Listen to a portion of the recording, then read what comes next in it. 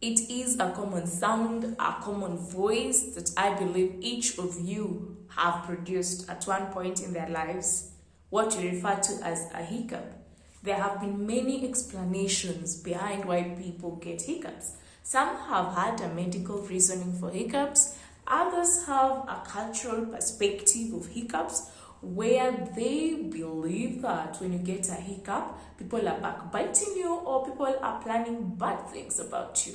But today I'm here to discuss with us what are hiccups, what causes them, how can hiccups be treated, and could they be dangerous in one circumstance or another. Now, a hiccups is the hic sound that is produced when your vocal cords close. And this is because there's a sudden contraction of your diaphragmatic muscles and your intercostal muscles. And then as your larynx closes suddenly, you get air quickly rushing into the lungs and people keep producing the hic sound. A hiccup, three categories for hiccups. It could be a self-limiting type of hiccup, could be a persistent one, or an intractable one. A self-limiting is that which comes and goes. You don't have to do any medical intervention.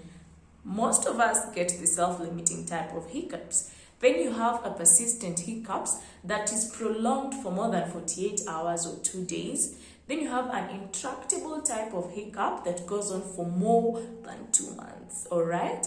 Now, for the self-limiting type, it's believed to be due to rapid distension of your stomach with irritation, and this could be brought about by things such as overeating, those who eat a lot, could also be brought about by ingestion of spicy food, eating very, very fast, and I know people who do that, especially students. We try to, when you're a student in high school or campus, you want to eat extremely fast to save on as much time as you can.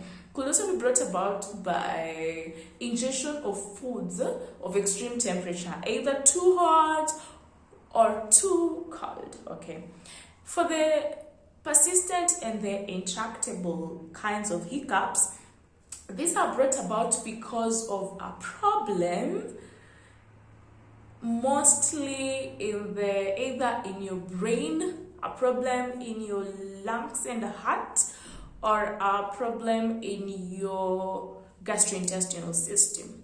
Now, conditions that can cause the persistent or intractable hiccups, in your brain you can have brain injury that could come about due to trauma. You could have a stroke, which we also refer to as a cerebrovascular accident, or a brainstem tumor. Also, other conditions such as multiple sclerosis can also make a person present with hiccups. And then down your system, you can have esophageal tumors that can predispose you to hiccups. You can also have gastroesophageal reflux disease, which can present with hiccups, and you can have peptic ulcer disease or H. pylori infection. And then the heart conditions like myocardial ischemia can also predispose you to getting hiccups. Now, for the self-limiting types of hiccups, there are things that can be done. But then if there is a specific pathological process that is predisposing you to the hiccup, then the best way to eliminate the hiccup is for that precipitating condition to be treated. Okay, guys? Now, we have drugs that can be given to relieve hiccups, and an example of this drug is what we refer to as chlorpromazine. Besides drugs, you have things you can do at home.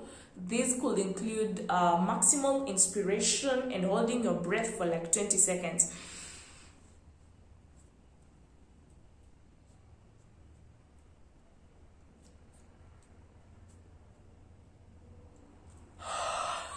I have held that breath for 20 seconds. That could help to relieve the hiccup. We also have some maneuvers where you thrust someone at the back at intervals of 10 seconds, like 1, 10 seconds, 2, and 3 seconds. What we refer to as the Heimlich maneuver, mainly used if someone is choked and you're trying to do a quick or an immediate intervention for this person. And then the other thing you can do is breathing into a bag polythene bag for that matter. You can also drink ice water or gargle ice water, and that will help you with a hiccup. I hope you guys have learned something. If you have a question, please feel free to ask on the comment box, and I love you. I promise to be more consistent this year.